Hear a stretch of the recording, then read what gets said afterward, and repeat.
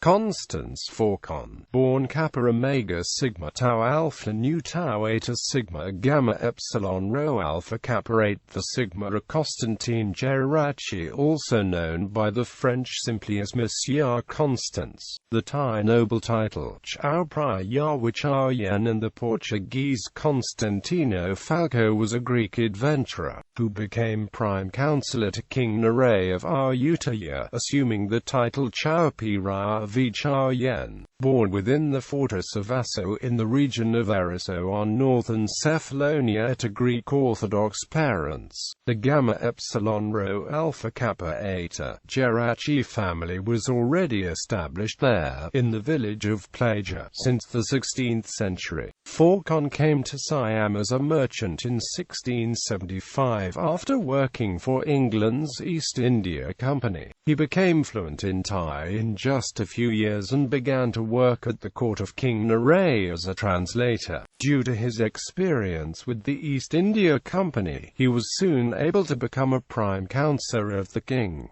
He worked in the treasury. In 1682, Phaulkon abandoned Anglicanism for Catholicism and soon after married a Catholic woman of mixed Japanese-Portuguese-Bengali descent named Maria Guiomar Pinha. They lived a life of affluence as Phaulkon rose to become highly influential at the Siamese court of King Nerei. The marriage brought two sons, Joao and George, the first of whom died before the father, following troubles with the English and the Dutch. Phaulkon engineered a Franco-Siamese rapprochement leading to the exchange of numerous embassies between France and Siam, as well as the dispatch of an expeditionary force by the French in 1687.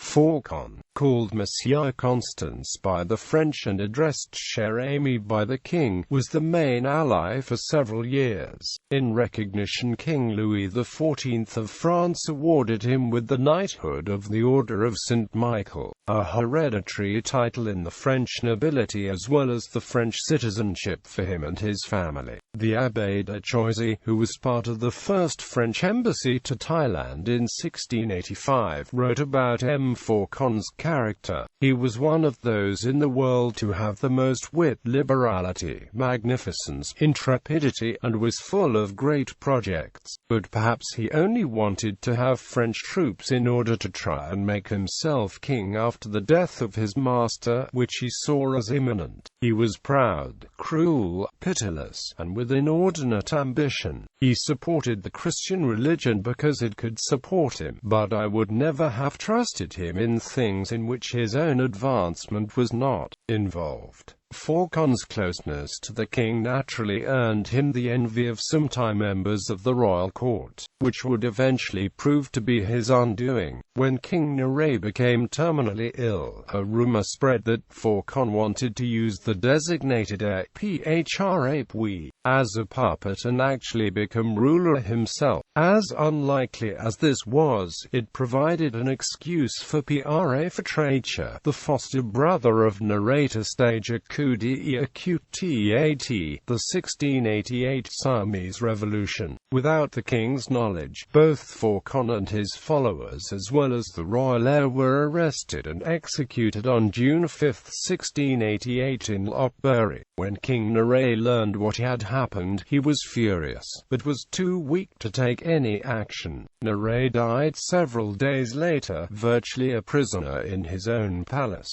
Phaulkon then proclaimed himself the new king of Siam and began a xenophobic regime which expelled almost all foreigners from the kingdom. The different interpretations of Phaulkon's motivation for ordering the arrest and execution of Phaulkon have made the Greeks' position in Thai history somewhat controversial. Supporters of Phaulkon's actions have depicted Phaulkon as an opportunistic foreigner who sought to use his influence to control of the kingdom on behalf of Western interests. More skeptical historians believe that Phaulkon was simply a convenient scapegoat, a means for Phaulkon to seize the throne from the rightful heir, by capitalizing on the envy and suspicion Phaulkon had engendered.